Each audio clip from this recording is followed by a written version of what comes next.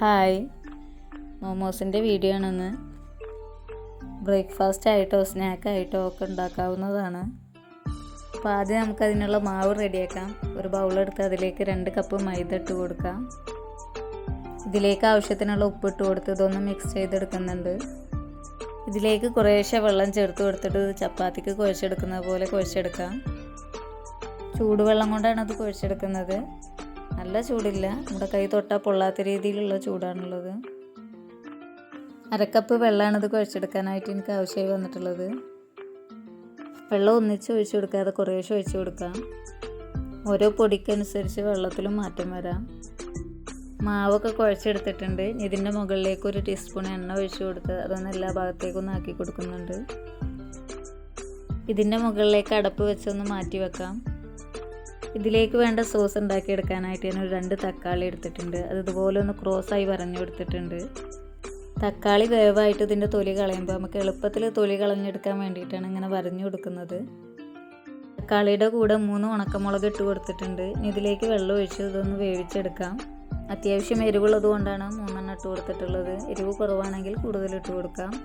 മുളകും തൊലി കളഞ്ഞ തക്കാളിയും കൂടെ ഒരു മിക്സിയുടെ ജാറിലേക്ക് ഇട്ട് കൊടുത്തിട്ടുണ്ട്. ഇതൊന്ന് അരച്ചെടുക്കാം. സ്റ്റൗവിലൊരു പാൻ വെച്ച് അതിലേക്ക് എണ്ണ ഒഴിച്ച് കൊടുത്തിട്ടുണ്ട്. ഇതിലേക്ക് 5 വെളുത്തുള്ളി ചെറുതായി അരിഞ്ഞത് ഇട്ട് കൊടുക്കാം. വെളുത്തുള്ളിയുടെ പച്ചമണം മാറുമ്പോൾ ചെറുതായി അരിഞ്ഞൊരു സവാള അതിലേക്ക് ഇട്ട് കൊടുക്കാം. ഇതിലേക്ക് ആവശ്യത്തിനുള്ള ഉപ്പിട്ട് കൊടുത്ത് ഇതൊന്ന് വഴറ്റിയെടുക്കാം. നേരത്തെ അരച്ചു വെച്ച തക്കാളി ഇതിലേക്ക് ഒഴിച്ചു കൊടുത്ത് നന്നായിട്ടൊന്ന് മിക്സ് ചെയ്തെടുക്കാം. ഇതിലേക്ക് 1 ടീസ്പൂൺ പഞ്ചസാര ഇട്ട് കൊടുത്ത് ഇളക്കി കൊടുക്കുന്നുണ്ട്. 1 ടീസ്പൂൺ വിനാഗിരി കൂടെ ചേർത്ത് കൊടുക്കാം. എല്ലാം കൂടെ മിക്സ് ചെയ്ത് ഇതിൻ്റെ എല്ലാം പച്ചച്ചുവ മാറിയതിന് ശേഷം നമുക്ക് ഫ്ലെയിം ഓഫ് ചെയ്യാം.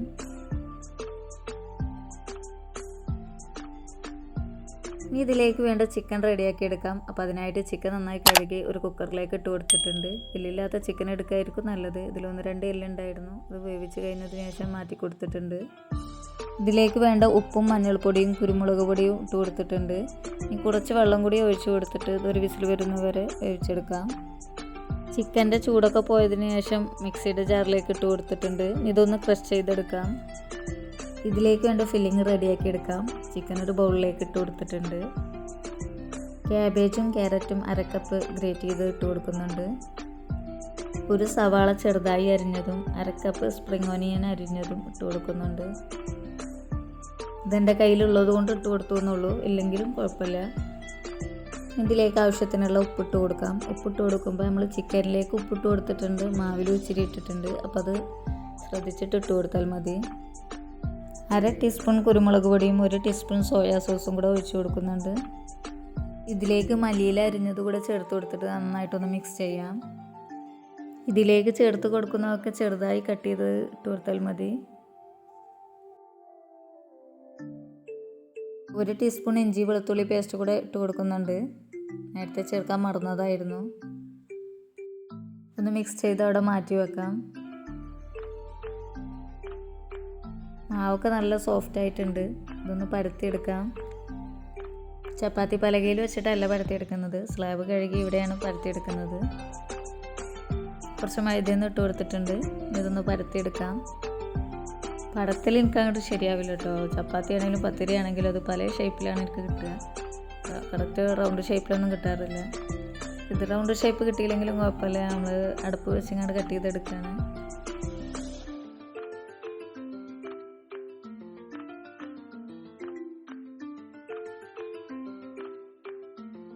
അപ്പോൾ ഇതുപോലെ പരത്തി എടുത്തിട്ടുണ്ട്.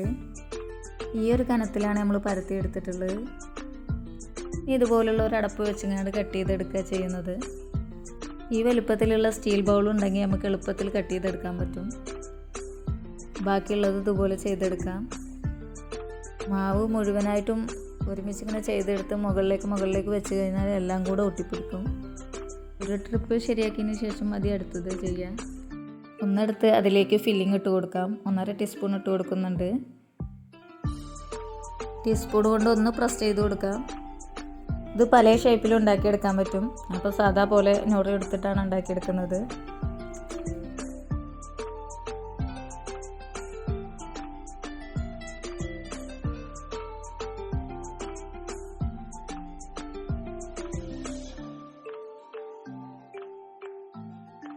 ലാസ്റ്റ് എത്തുമ്പോൾ ഒന്ന് അവിടെ ഒട്ടിച്ചതിന് ശേഷം നമ്മൾ ഏത് സൈഡിലേക്കാണോ നൂറ് എടുത്ത് വന്നിരുന്നത് ആ ഭാഗത്തേക്കൊന്ന് തിരിച്ചു കൊടുക്കുക. എന്നിട്ട് ജസ്റ്റ് ഒന്ന് മുകളിലൊന്ന് ഷേപ്പ് ചെയ്ത് കൊടുക്കുക. വീഡിയോ ഓണാക്കിയിട്ട് ചെയ്തെടുക്കുമ്പോൾ എന്തോ ഒരു ടെൻഷൻ പോലെ, അപ്പോൾ കറക്റ്റ് ഷേപ്പ് കിട്ടണില്ല. അത് ഓഫാക്കിയിട്ട് ചെയ്യുമ്പോൾ നേരെ കിട്ടും ചെയ്യുന്നുണ്ട്. ഒരു 2-3 എണ്ണമൊക്കെ ചെയ്തെടുക്കുമ്പോൾ നമുക്ക് ശരിയായി കിട്ടിക്കോളും. ഒന്നുകൂടെ ചെയ്തെടുക്കുന്നത് കാണിക്കുന്നുണ്ട്.